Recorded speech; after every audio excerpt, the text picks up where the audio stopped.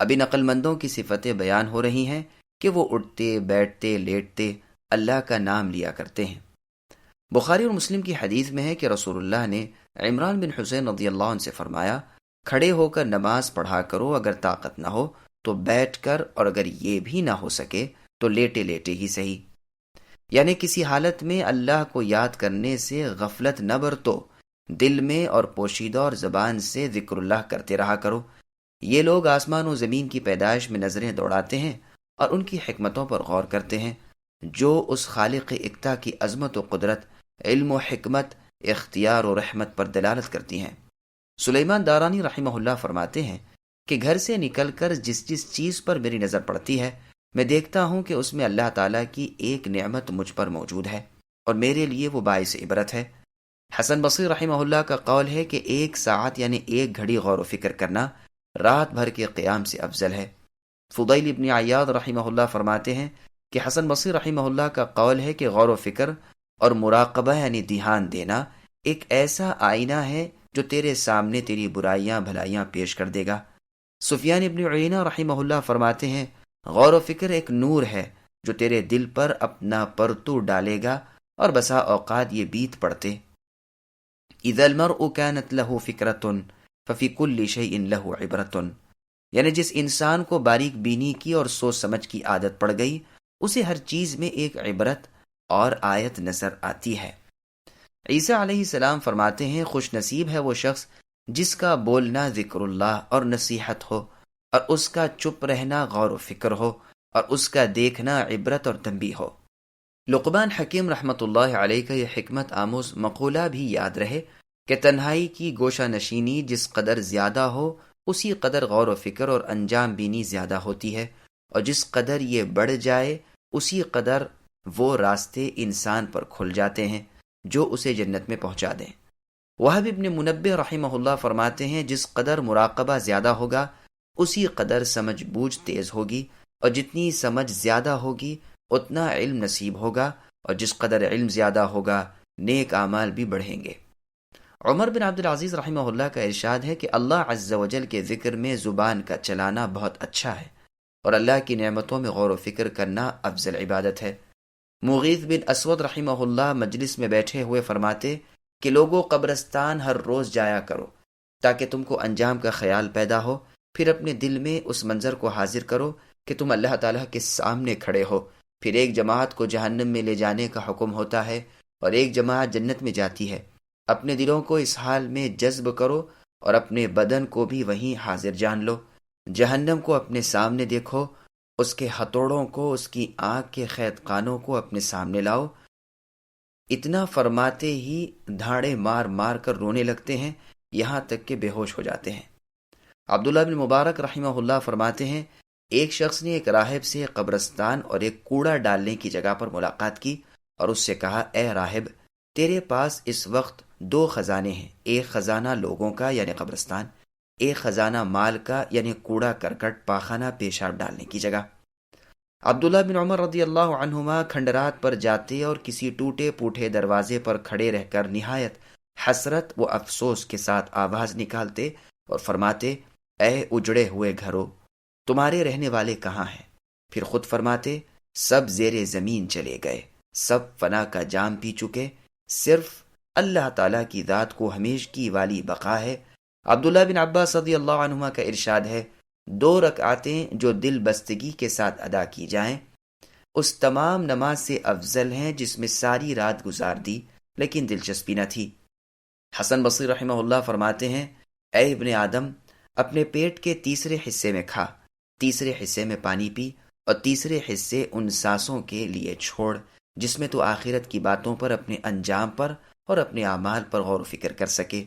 بعض حکیموں کا قول ہے، جو شخص دنیا کی چیزوں پر بغیر عبرت حاصل کیے نظر ڈالتا ہے، اس غفلت کے اندازے سے اس کی دل کی آنکھیں کمزور پڑ جاتی ہیں۔ بشر بن الحارث الحافی رحمۃ اللہ علیہ کا فرمان ہے کہ اگر لوگ اللہ تعالیٰ کی عظمت کا خیال کرتے تو ہرگز ان سے نافرمانیاں نہ ہوتی۔ عامر بن عبد قیس رحمۃ اللہ علیہ فرماتے ہیں کہ میں نے بہت سے صحابہ رضی اللہ عنہم سے سنا ہے کہ ایمان کی روشنی غور و فکر اور مراقبے میں ہے۔ مسیح ابن مریم علیہ السلام کا فرمان ہے کہ ابن آدم اے ضعیف انسان، جہاں کہیں تو ہو اللہ تعالیٰ سے ڈرتا رہ، دنیا میں عاجزی اور مسکینی کے ساتھ رہ، اپنا گھر مسجدوں کو بنا لے، اپنی آنکھوں کو رونا سکھا، اپنے جسم کو صبر کی عادت سکھا، اپنے دل کو غور و فکر کرنے والا بنا، کل کی روزی کی فکر آج نہ کر۔ امیر المؤمنین عمر بن عبدالعزیز رحمۃ اللہ علیہ ایک مرتبہ مجلس میں بیٹھے ہوئے رو دیے۔ لوگوں نے وجہ پوچھی تو آپ نے فرمایا، میں نے دنیا میں اور اس کی لذتوں میں اور اس کی خواہشوں میں غور و فکر کیا اور عبرت حاصل کی۔ جب نتیجہ پر پہنچا تو میری امنگیں ختم ہو گئی۔ حقیقت یہ ہے کہ ہر شخص کے لیے اس میں عبرت و نصیحت ہے اور واز و پند ہے۔ حسین ابن عبد الرحمن رحمۃ اللہ علیہ نے بھی اپنے اشعار میں اس مضمون کو خوب نبھایا ہے۔ بس اللہ تعالیٰ نے اپنے ان بندوں کی مدح و ثنا بیان کی جو مخلوقات اور کائنات سے عبرت حاصل کریں اور نصیحت لیں، اور ان لوگوں کی مذمت بیان کی جو قدرت کی نشانیوں پر غور نہ کریں۔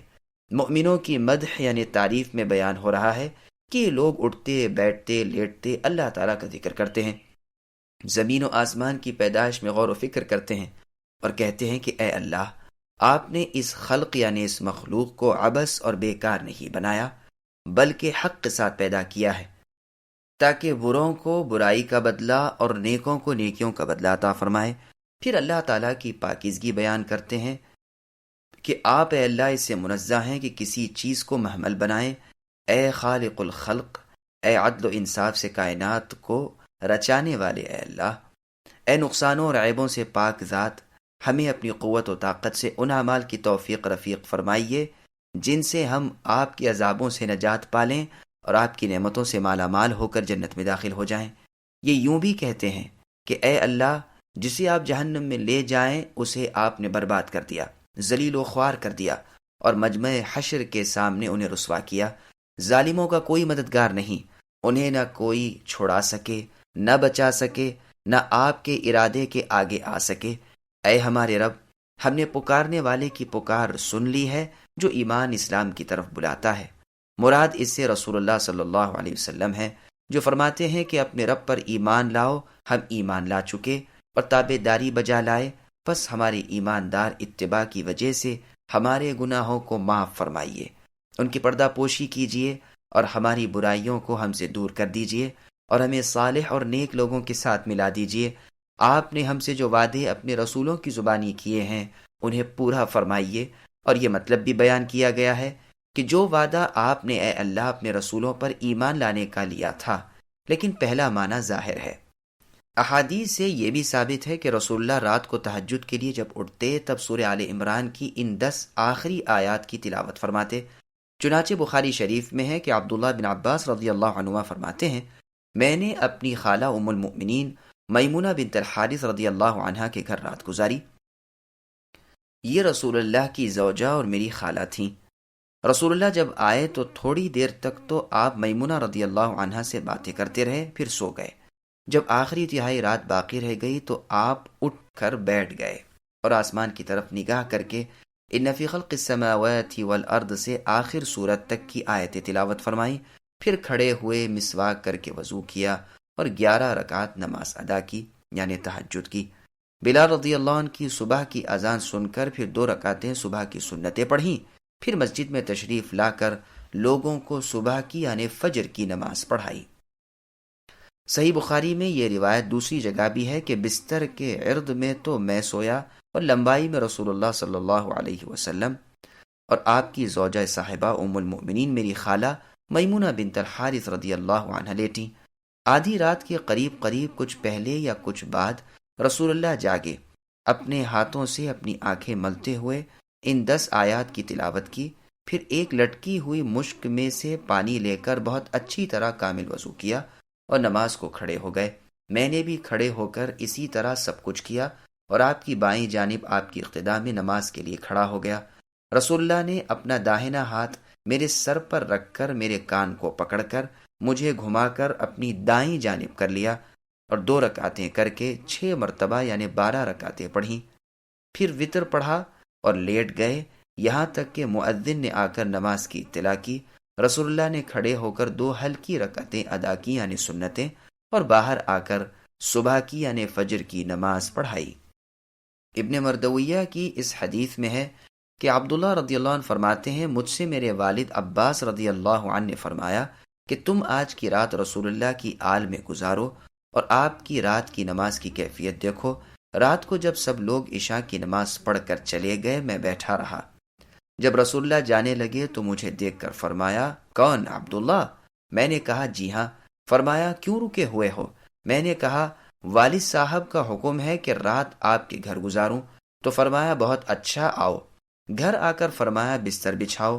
ٹاٹ کا تکیہ آیا اور رسول اللہ اس پر سر رکھ کر سو گئے، یہاں تک کہ مجھے آپ کے خراٹوں کی آواز آنے لگی۔ پھر رسول اللہ جاگے اور سیدھی طرح بیٹھ کر آسمان کی طرف دیکھ کر 3 مرتبہ سبحان الملک القدوس پڑھا، یعنی پاک ہے اللہ کی ذات جو بادشاہ ہیں اور انتہائی زیادہ پاک ہیں۔ پھر سورہ آل عمران کے خاتمے کی یعنی 10 آیتیں پڑھیں، اور روایت میں ہے کہ آیات کی تلاوت کے بعد رسول اللہ نے یہ دعا پڑھی اللہم اجعل فی قلبی نورا وفی سمعی نورا وفی بصری نورا وعن یمینی نورا وعن شمالی نورا ومن بین یدی نورا ومن خلفی نورا ومن فوقی نورا ومن تحتی نورا واعظم لی نورا یوم القیامہ۔ یہ دعا بعض صحیح طریق سے بھی مروی ہے، جن کا معنی ہے اے اللہ میرے دل میں نور پیدا کر دیجئے، میرے کانوں میں نور، میرے آنکھوں میں نور، میری سیدھی جانب نور، میری دائیں جانب نور، میرے سامنے نور، میرے پیچھے نور، میرے اوپر نور، میرے نیچے نور، اور میرے نور کو بروز قیامت زیادہ فرما دیجئے۔